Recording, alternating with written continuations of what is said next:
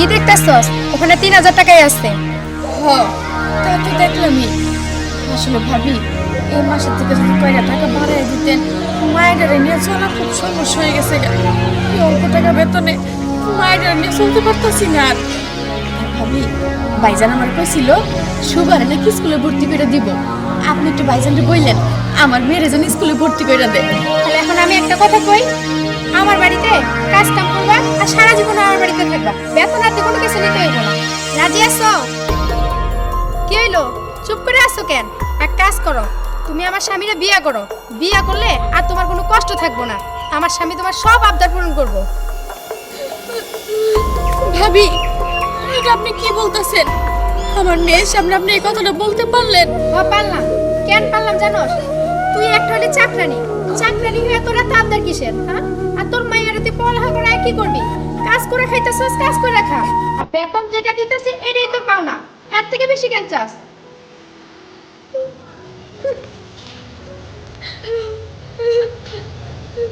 থাক মা, তুই মন খারাপ করিস না, আমি তো আছি।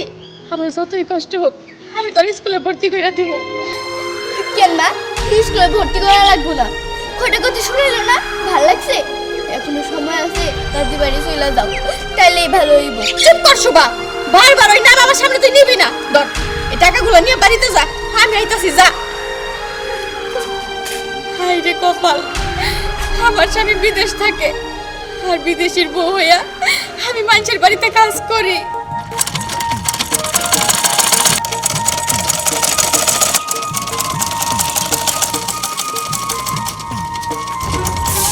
আচ্ছা এবার দেখেন,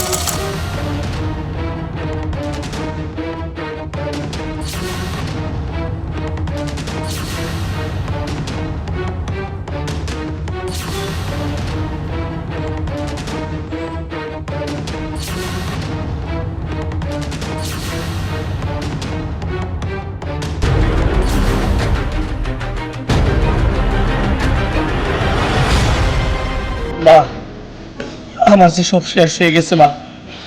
না রে বাজান, তোর কিছুই শেষ হয় নাই। আমি তো আছি, আমি তোর মা, কিছু শেষ হয় নাই।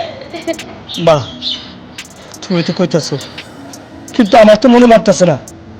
আমার ছোট্ট মায়া নিয়ে ও কই না কই গেছে কিছুই তো জানি না, কিন্তু ও যে আমার এত কষ্ট দিব সেটা আমি জানছিলাম না। আমি বিদেশ গেছি কার লিগে? আমার বউ পোলাইন লিগে, তোমাকে লিগে তো। কিন্তু আজকে বাড়িতে কি দেখলাম?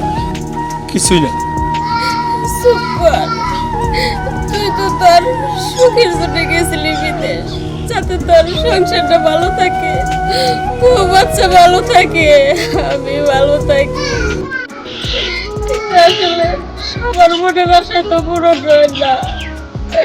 আমি জানি না আমার এই নাতিটা নিয়ে ঘুমায় কোনে আছে, কিচ্ছু জানি না। বাজান, তুই কোনো চিন্তা করিস না, তুই যখন বাড়িতে আইসস বৌমারে আমরা খুঁজে বের করব, ঘরে যা। হায়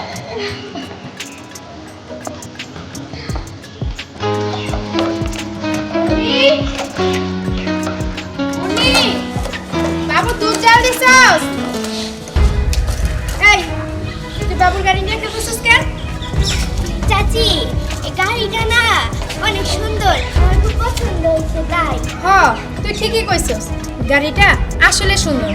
আচ্ছা, তোর যদি এতই পছন্দ থাকে তো এক কাম কর, তোর মায়েরে আমার স্বামীর সাথে বিয়ে দিয়ে দিই। এই বাড়ি ঘর সয় সম্পত্তি সবকিছু মা আমি ভোগ কর। চাচি, এগুলো তুমি কি কইতাছো? কি কইতাছি বুঝছ না? আব্বু, ভাবি, তুমি আর মারতেছো কেন? কেন মারতাছি বুঝো না?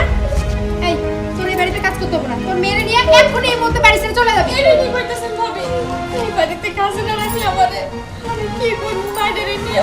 আমি কই যায় কাজ যাবো আমি বল? দয়া করে আমার কাজে রাখেন ভাবি, আমার তারে দিন নাই বাড়ি থেকে। আমার মেয়ে যেন এরকম দুষ্টুমি না করে, এদিকে আমি খেয়াল রাখবো। না না, আপনাদের কোনো চিন্তা করতে হবে না, আপনারা টেনশন করেন না, আমি দেখতেছি। আপনারা যান, ভিতরে যান। কি কইলে? কই যাইবো? দেখো, ওরা যদি এই বাড়িতে থাকে তাহলে আমি তোমার সংসার করব না, বাপের বাড়ি চলে যাব। না না ভাবি, আপনার কোথাও যাইতে হইব না। থাক ভাই, যাও। ভাবি যেহেতু চায় না যে আমি এ বাড়িতে কাজ করি, আমি চাইলেই যাই। আমি চাই না যে আমাদের জন্য আপনাদের সংসারে অশান্তি হোক। আমি চলে যেতেছি ভাবি, আপনারা ভালো থাকেন। চল মা। সব সময় শুধু নেকা কান্না দেখতে মন চায় না, তারপরও কাঁদবো। এটা তুমি কি করলা? ঠিকই করছি, সব সময় এইটা আপনার ওইটা আপনার, গোটা বাইরে ওর নামে লিখে দাও। আরে বাবা, গরিব মানুষ ঠিক মতো খেতে পারে না, একটা মানুষের বাসায় কাজ করে, তার সাথে এরকম করতে হবে? আশ্চর্য ব্যাপার। আসলে একটা কথা আছে না, ঘরের বউ যদি ঠিক না থাকে তাহলে তার পক্ষে কোনো কিছু ঠিক করা সম্ভব না। একটা গরিব মানুষ বেচারারা এখানে কাজ করতেছে, দুমুঠো খাচ্ছে, এখন তারা কোথায় যাবে, কি করবে? না, এটা সত্যি খুব খারাপ হয়েছে। ধ্যাৎ, ঘরে ঢুকবো না।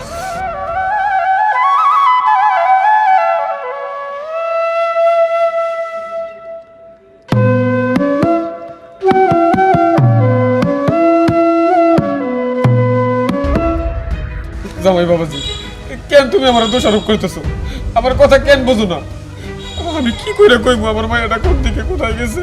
না, মা তো বললো আপনাকে বাড়িতে এসে। আমি তাহলে কই খুঁজুম? আমি তো অনেক জায়গায় খুঁজছি, কোনো জায়গায় তো খুঁজে পাই না। আর আপনি অবশ্যই জানেন। না বাবাজি, তুমি বিশ্বাস করো, আমার মাইয়া আমার মিশা কথা কর কোনো দরকার আছে? আমি তোরে খুঁজতেছি, পাগলিটা কোন জায়গায় যে গেল, কেমনটা আছে কিচ্ছু জানি না। আব্বা, একটা কথা বলেন তো, আপনার মেজে চলে আইলো, আমার কি দোষটা ছিল বলেন একবার? না বাবা, দোষ তোমার না, দোষ তো আমার কপালের। তাই যদি না হইতো তাহলে ওকে স্বামীর বাড়ি রাখে নিরুদ্দেশ হয়ে যায়।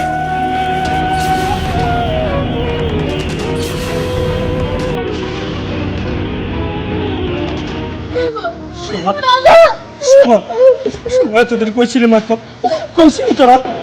বাবা জানো, আমরা না বাড়িতে ছিলাম, আর ওই বাড়িতে ওদের পরে ওই বাড়িতে চাকরানির কাজ করছে।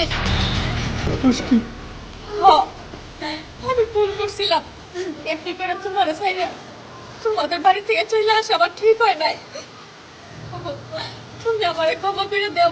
আমি তোমার ক্ষমা করে দিলাম, কিন্তু একটা কথা তুমি জানো, আমরা প্রবাসীরা একমাত্র তোমাকে সুখের আশায় আমরা বিদেশ যাই, কিন্তু প্রবাসী করে সবারই কপালে সুখ সয় না। তুমি ঠিক কথাই বলছো, আমি এতদিন বুঝি নাই, কিন্তু এখন ঠিকই বুঝতে পারছি যে সব প্রবাসীর কপালে সুখ জোটে না। তুমি আমারে মাফ করে দাও, আমি ভুল করছি।